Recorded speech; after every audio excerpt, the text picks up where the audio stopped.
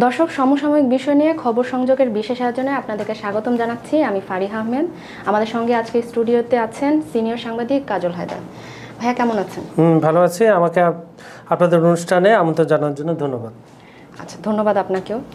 ভাইয়া, আমরা জানি যে এই সপ্তাহে দুটো বৈঠক হয়ে গেল প্রধান উপদেষ্টার সাথে, রাজনৈতিক দলগুলোর সঙ্গে। এর আগে তিনটি প্রধান বড় বড় রাজনৈতিক দলের সাথে বৈঠক সম্পন্ন শেষে গতকাল 60টি দল ও সংগঠনের সাথে প্রধান উপদেষ্টা বৈঠকের আলোচনায় বসেছেন। এক্ষেত্রে রাজনৈতিক দলের বৈঠকে কি আলোচনা হলো? আচ্ছা, ধন্যবাদ আপনাকে।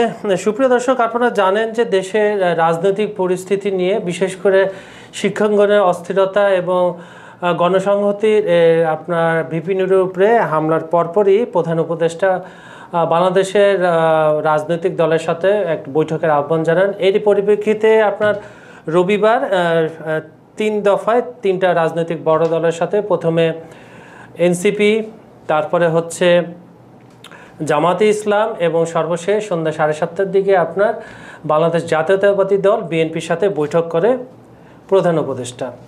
এরই পরিপ্রেক্ষিতে গতকাল বাকি 7টা রাজনৈতিক দল ও সংগঠনের সাথে পুনরায় এটি ধারাবাহিকতায় পুনরায় প্রধান উপদেষ্টা তার যমুনায় বৈঠক করেন। তো কালকের বৈঠকে মূলত অংশ নিয়েছিল আপনার এবি পার্টি, নাগরিক ঐক্য, গণসংহতি আন্দোলন, গণ অধিকার পরিষদ, এলডিপি, ইসলামী আন্দোলন বাংলাদেশ, জাতীয় গণফ্রন্ট ও ধর্মীয় সংগঠন হেফাজতে ইসলাম। আমি গতকালের আলোচনায় ফিরে আসি। আপনি যেহেতু বলেছেন যে গতকালের আলোচনা আসলে কি কি বিষয় উঠেছে। নির্বাচনের আগে আইন শৃঙ্খলা পরিস্থিতি, এটা নিয়ে সবাই উদ্বিগ্ন।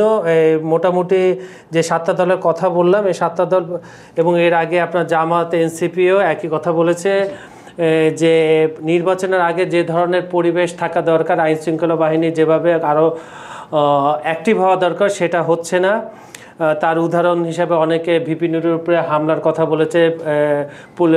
আইনশৃঙ্খলা বাহিনীর হাতেই সে আহত হয়েছে কোনো এক পর্যায়ে, কোনো এক সিচুয়েশনে এ ঘটনা ঘটেছে। তারপরে এসেছে আপনার নির্বাচনের পরিবেশ বলতে মানুষকে আস্থায় আনা, ইসি কি কার্যক্রম করছে এগুলো আরও স্পষ্ট করে বলা, এই সংক্রান্ত। আর তারপরে হচ্ছে জুলাই বিচার ও সংস্কার। জুলাই বিচারের একটা হচ্ছে আমরা জানি আন্তর্জাতিক ট্রাইব্যুনালে গতকাল আইন উপদেষ্টা আসিফ নজরুল ইসলাম বলেছেন দরকার হলে ট্রাইব্যুনাল 3 নম্বরও করা হবে।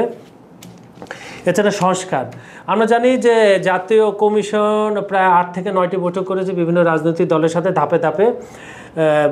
বিভিন্ন যে মাদার ফাউন্ডেশন বলে, বাংলাদেশের নির্বাচন কমিশন, শিক্ষা, স্বাস্থ্য, তারপর হচ্ছে আইন শৃঙ্খলা বাহিনী, বিভিন্ন ক্যাটাগরি ওয়াইজ তথ্য, সব কিছু মিলে আপনার সংস্কারের কথাবার্তা আসছে। এই সংস্কারের কথা বলার পর আবার অনেকে জুলাই সনদের কথা বলেছে। আমি গতকাল অনুষ্ঠানে বলেছিলাম যে জুলাই সনদের খসড়া ইতিমধ্যে বিভিন্ন রাজনৈতিক দলের কাছে পাঠানো হয়েছে এবং রাজনৈতিক দলগুলো তাদের মতামত যেগুলোতে মতৈক্য হয়েছে সেটাও জানিয়েছে, যেটা মতৈক্য হতে পারেনি সেটাও তারা জানিয়েছে। আরেকটি বিষয় উঠে এসেছে কালকের আলোচনায়, সেটা হচ্ছে পিআর পদ্ধতি কি গতকাল আমরা স্পষ্ট করে বলেছি যে আনুপাতিক হারে পদ্ধতি। তো মূলত এইসব বিষয়ে গতকাল আলোচনায় উঠে এসেছে। এক্ষেত্রে প্রধান উপদেষ্টা কি জানালেন আমাদের? আচ্ছা, প্রধান উপদেষ্টা বরাবর আপনার মনে আছে আপনার এই বছরের আপনার মাস 2 আগে আপনার প্রধান উপদেষ্টা যখন লন্ডন সফরে গিয়েছিলেন, তখন বাংলাদেশ জাতীয়তাবাদী দল বিএনপি তারেক রহমানের সাথে উনি একটা আনঅফিসিয়ালি বৈঠক করেছিলেন। তো তারেক রহমান তার সাথে দেখা করতে উনি যেখানে স্টে করেছিলেন লন্ডনে, ওখান থেকেই একটা বার্তা আসে। উনি যখন বাংলাদেশে আসেন, প্রেস সেক্রেটারি যে কথা বলেন, বিএনপি যে কথাটা বলেন যে ফেব্রুয়ারিতে নির্বাচন হবে। এই ফেব্রুয়ারিতে নির্বাচন নিয়েই মূলত এই 2 বৈঠকে প্রধান উপদেষ্টা কথা বলেছেন এবং প্রধান উপদেষ্টা কালকে একটি খুবই কড়া বার্তা দিয়েছেন।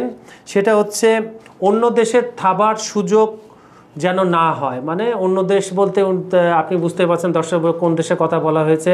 নির্বাচনকে বানচালের যে চেষ্টা করা হচ্ছে, এগুলোর জন্য সবাইকে সজাগ থাকতে বলেছে। ঐক্যের কথা উনি বলেছেন বারবার, যে রাজনীতি করলে মতপার্থক্য থাকতেই পারে কিন্তু ঐক্যটা জরুরি। এই সময় ঐক্য না হলে আপনার সম্ভাব্য বিপদ আসতে পারে। কিন্তু উনি একটা কথা চ্যালেঞ্জ দিয়ে বারবার বলেছেন, যাই ঘটুক না কেন নির্বাচন ফেব্রুয়ারি প্রথম সপ্তাহেই হবে এবং একটা অনন্য সুন্দর, উনি একটা বাক্য বলেছেন, অনন্য সুন্দর সুষ্ঠু ও নিরপেক্ষ নির্বাচন আয়োজন করার জন্য ওনারা ক্ষমতা থেকে চলে যাবেন। মূলত প্রধান উপদেষ্টা এসব কথা বলেছেন এবং নতুন ভোটারদের প্রতি বলেছেন, এবং 17 বছর যারা অনেকে ভোট দিতে পারেন নাই, যেমন অনেক অভিযোগ আমরা শুনেছিলাম ভোট কেন্দ্রে যাওয়ার আগে তার ভোটটা দিয়ে দেওয়া হতো বা ভোট কেন্দ্রে প্রবেশ করতে দেওয়া হতো না, সেই বাধাটা এবারে হবে না। সবসময় একটা কথা প্রচলন ছিল, কিন্তু আগে সেটা সঠিকভাবে প্রয়োগ হতো না, সেটা হচ্ছে যে নির্বাচন একটা স্লোগান আছে, আমার ভোট আমি দিব, যাকে খুশি তাকে দিব। উনি কথা উল্লেখ করে বলেন যে এবারে সেই ফ্রিডমটা থাকবে এবং তরুণ প্রজন্মকে উনি বলেছেন ভোট দিতে। তো প্রধান উপদেষ্টা, তারপরে নির্বাচন কমিশন এবং বিভিন্ন উপদেষ্টার কথাগুলো আমরা যদি বিশ্লেষণ করি, তাহলে দেশ একটা নির্বাচনের রোডম্যাপের মধ্যে দিয়ে যাচ্ছে, আপনার সঠিক পথে যাচ্ছে। উনি বলেছেন রাজনৈতিক দলগুলোর মধ্যে ঐক্যটা যেন না ভাঙে, এটা বারবার সাবধান করে দিয়েছেন। কাজল ভাই, আপনাকে ধন্যবাদ। ধন্যবাদ আপনাকে। এতক্ষণ আপনারা শুনছিলেন রাজনৈতিক দলগুলোর প্রধান উপদেষ্টার সাথে বৈঠকের আলোচনা এবং তার সারমর্ম। আমাদের সঙ্গে থাকার জন্য ধন্যবাদ। পরবর্তী ভিডিও দেখার আমন্ত্রণ রইল। লাইক, কমেন্ট, শেয়ার করে আমাদের পাশে থাকবেন।